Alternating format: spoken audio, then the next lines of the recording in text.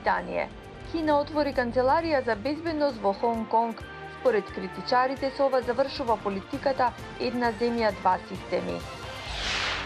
Судските одлуки да не се носат по етничка и политичка линија, заложба на Алијансата на албанците на овие избори. Како политичките партии ги пренесуваат своите пораки за време на пандемија. Останете со нас. Поздрав од Вашингтон. Ова е Ньюсфлеш на Гласот на Америка на македонски. Јас сум Анета Шијакова. Започнуваме со најновите вести.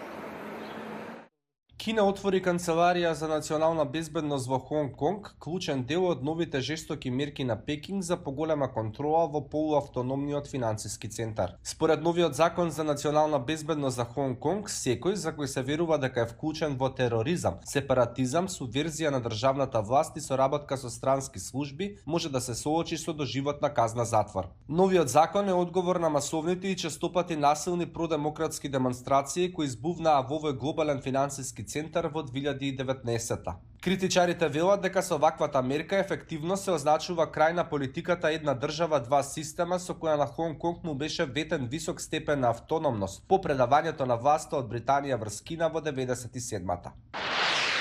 Белата куќа формално ги извести Обединетите нации дека Соединетите држави излегуваат од Светската здравствена организација и покрај зголемувањето на бројот на заразени во земјата. Претседателот Доналд Трамп го замрзна финансирањето на СЗО во април, пошто најави дека ќе се повлече, обвинувајќи ја организацијата дека е пристрасна кон Кина за начинот на кој таа се справува со пандемијата. Предпоставениот демократски кандидат Џо Бајден рече дека ако победи на изборите ќе ги врати САД во СЗО. Легендарниот рок музичар и поранешен тапанар на Битлси Ринго Стар во вторникот наполни 80 години и прослави со онлайн концерт.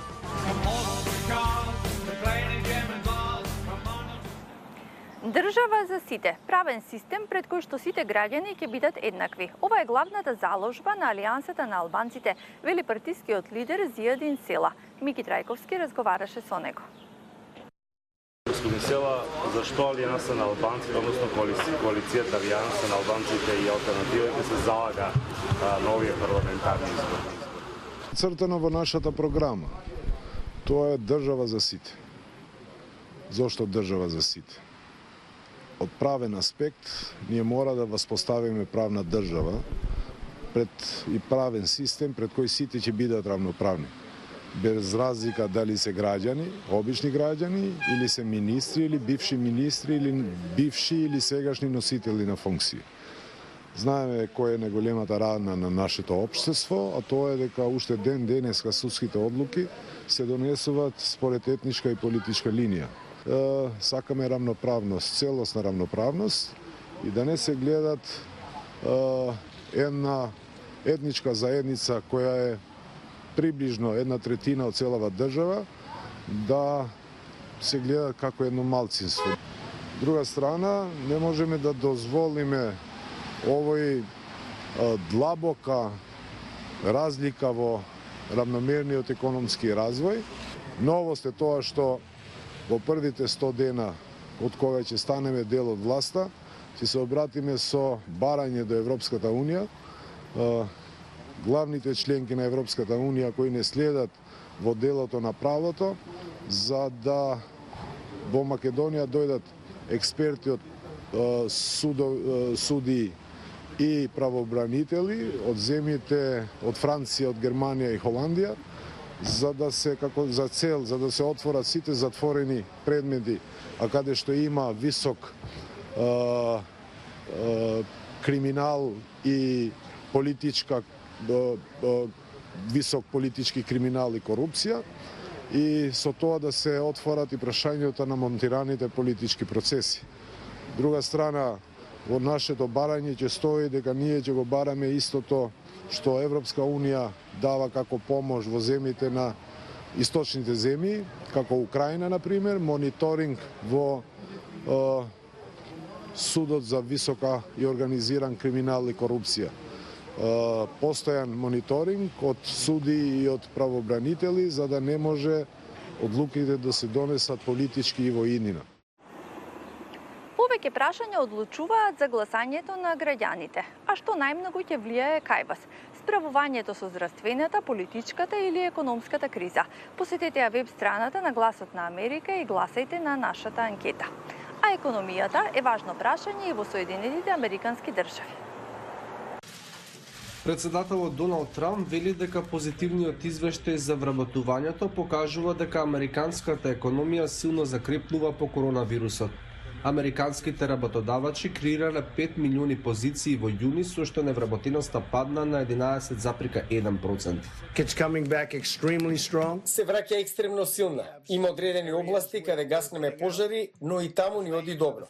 Блиску соработуваме со гувернерите, мислам дека тоа функционира добро.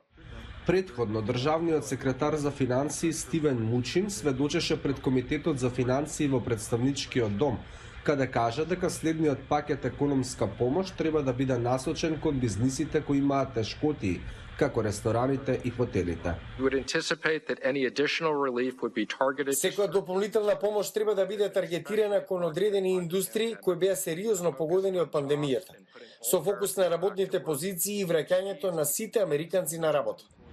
Джером Пауел, председавач на Федералните резерви, вели дека иако последните податоци укажуваат на позитивно движење, важно е да се запамети дека повеќе од 20 милиони американци веќе останаа без работа.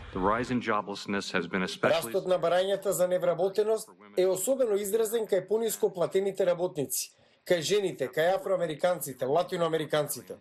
Движењето на економијата останува изразено несигурно и ќе зависи во голем дел од нашиот успех да го ограничиме вирусот. Бројот на нови случаи на коронавирус драстично се зголеми во одредени делови од САД. Во најмалку 10 сојузни држави, вклучувајќи ги Тексас и Флорида, брзината на ширење се удвои во јуни. Сега имаме по повеќе од 40.000 нови случаи на ден. Нема да бидам изненаден ако тоа се зголеми на 100.000 на ден доколку не се справиме со ова. Загрижен сум. Поради зголемувањето на бројот на нови случаи, најмалку 19 сојузни држави запреа со плановите за отворање на своите економии. Пандемијата значително го промени начинот на кој што се организира политичка кампања. Партиите сепак не губат време, веднаш прибегнаа кон креативни начини за да стигнат до гласачите преку интернет. Откако пандемијата го наруши животот низ целиот свет, интернетот стана спас за работа, забава, но и за политички кампањи. Бидејќи не можете да испраќате организатори и волонтери на вратите, кампањите мораше да станат креативни. Џо Бајден многу го користи Инстаграм. Кампањата на Трамп започна со емисии во кои водителот разговара со гости, вклучително и со членови на семејството на Трамп. Рекламните спотови на социјалните медиуми се начин да се стигне до потенцијалните гласачи.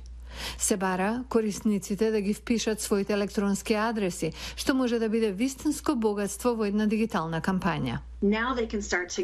Така тие прават профил за вас врз основа на адресата. Со информации за потенцијалниот поддржувач, како што се возраста и полот, кампањите ве таргетираат на Facebook. Имаме многу реклами на Facebook. Нашиот дигитален тим вели дека е како работа на берза, но оние што добро напредуваат ставаме повеќе пари. Групата која го поддржува Бајден исто така рекламира на нетрадиционални платформи. Ке стигнеме до гласачите преку апликации за стриминг како што се Hulu и Roku или преку уреди за игра како што е Xbox. И двете кампањи имаат апликации. За да се поттикнат поддржувачите, апликацијата на Трамп е направена како игра каде корисниците можат да заработат поени. Во 2020 година, кога многу луѓе ја конзумираат политиката како забава, кампањите се обидуваат да ги пронајдат потенцијалните гласачи таму каде што се, во дигиталниот свет. Вие го гледавте Ньюсфлеш на Гласот на Америка на македонски. Гледајте ни утре во истото време. Довидување.